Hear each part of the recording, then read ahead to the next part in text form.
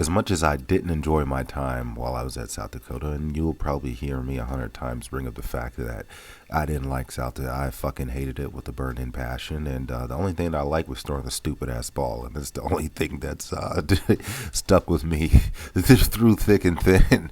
I'm still out here with my dick and ball swinging it, but didn't really had a hard time with South Dakota. Culture shock, weather shock, a lot of different situations that I ran into and problems that obstacles I had to overcome. But one of the fanciest ones was being out at football practice, and I remember thinking to myself that, oh, I gotta do this every morning. I have to be here every morning to like keep my scholarship. Like I'm cold as fuck. Like I gotta be here, and I remember thinking that, oh, it's not worth it. I don't wanna do this. Like, oh, it's not worth it. Then I got to the hammer. Then I got to the hammer. And fascinating how quickly my mindset changed. Fascinating, absolutely. So, once again, cold days, dealing with weather, any number of situations that you run into, you would be dealing with throwing the hammer because you're in the elements, obviously, a lot of the times. And along with early morning lifting sessions, also cold is colder than the D, and I might have slipped on ice and busted my ass a couple times. Toughens you up. But it's crazy how my mentality changed from, oh, I don't want to be out here to, this ain't that bad. And actually, I kind of like this, actually. And especially when it came to throwing the hammer, I kind of like being out here with my dick and ball throwing the hammer. And it's not even the fact that I like it. I liked it. I think that I inherently knew that coming back in to the locker room and my feet being soaked and being because of the snow or my feet being cold because of the snow, I fundamentally knew that it wasn't going to kill me. I knew that much. I didn't know if I liked it, but I knew that it wasn't going to kill me. So I could adapt and I could overcome. Coming in and being soaked in rain or whatever it was, dirt, mud, couldn't get a grip in the ring, trying to clean off the ring while it's frozen over, just so I could take some throws, trying to clean off the top head of the ring. There's something inherently about all that shit that somehow I grew to love it. And at the end of the day, it made me tougher, right? It made me not be a bitch. I credit South Dakota a little bit to not making me be a bitch, because when it's cold outside, when the weather changes, I'm just like, I ain't gonna die, motherfucker. I don't already. It's not already try to take out your boy. That's not.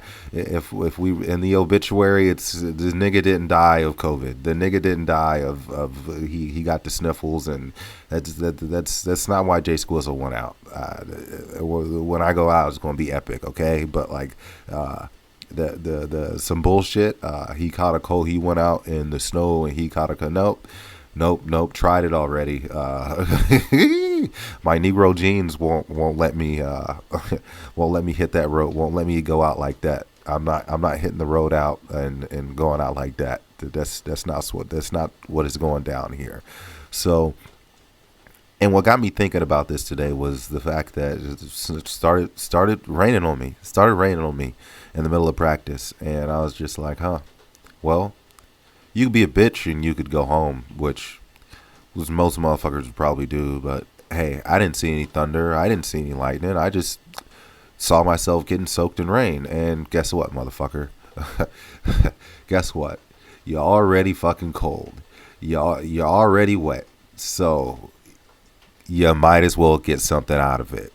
That became my philosophy. That became my philosophy in those moments or what have you. If you could get yourself there, it goes the same thing with going to the gym. If you can get yourself there, if you can get yourself out of bed, if you can get yourself moving, you already did the hardest fucking part. Like you literally already, if you can get your shoes on every morning or what have you, then you already did the hardest part. you already wasted your gas to get to the gym. I already walked over here. I was already wet, man. I wasn't about to get dry, and I wasn't super wet, but I could have chilled out in the rain and I should have tried to wait it out, but doesn't matter. My feet had already stepped in some. My socks were soaked immediately. After a couple throws, your socks are soaked. It's already gone bad.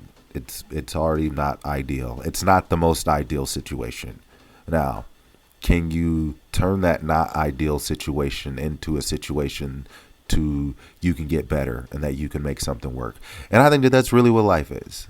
That's really what life is, and that's something that I do is to bring the story full circle. As much as I as much as I disliked South Dakota, that was a very, very important lesson that I learned throughout the days up there. Is that it's not perfect, nor does it have to be perfect, but you can do a little bit today, you can do a little bit tomorrow, you can try to get better, and that's pretty much all that I could do. So hard lesson to learn, really, really hard lesson, and tough thing to when it comes to throwing the hammer. These guys, I mean, if you go look at the Soviets, there's a lot of videos of them dragging their hammers in the snow through the snow. It's part of the territory, and you either kind of learn to deal with it or you don't. I mean, you can go to California and throw and have perfect weather and do that type of thing. You can, but I think that the better throwers had to deal with the adversity of the weather changes and the ailments, obviously, because it kind of builds this callousness against your mind. And the different viscosities, the different grips of the surfaces also teach you different things about throwing the hammer, right? I mean, when it's a little wet or when it is drier or what have you, the different changes in the elements kind of teach you a little bit and tell you different things about how to throw the hammer. So anyways, took about 20 throws. Like I said, I got rained on a little bit. Did a little weight room action, a little bit of this, a little bit of that. Did the back squats for 100 piece. That was kind of a pain in the ass trying to lift those weights over, trying to get that weight over to my back to do the squats. Not the funnest thing ever, but hey, you find a way to make it work. So going to figure out what the weight room training is, because I don't have a lot of weights, but I got enough. I can make something. I can figure something out. I want to say I need donate to the med ball. Med ball's coming. Med ball always brings up some spiciness, makes things some explosive work. Did some stair jumps too. Going to mix those in as well. But that's just about all I got, guys. You should already know what the deal is. Run on your toes, keep your mouth closed, lock your doors, and save your throws. And most importantly, let it fight another day. I'm gonna get out of here.